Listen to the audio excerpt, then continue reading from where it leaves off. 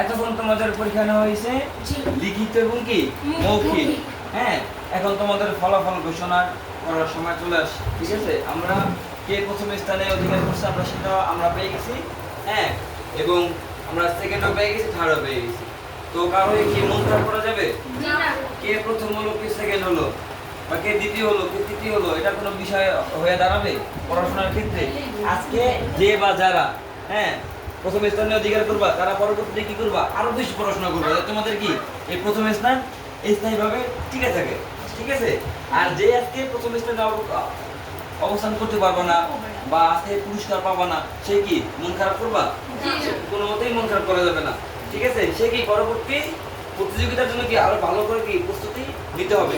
ঠিক আছে, তো আজকে আমাদের প্রথম স্থান অবলম্বন করছে কি ফাহিম 35, সে 40 কত পাইছে? 35 পাইছে। ঠিক আছে, আর আমাদের সেকেন্ড হইছে ইয়াসিন। হ্যাঁ, হাততালি দাও।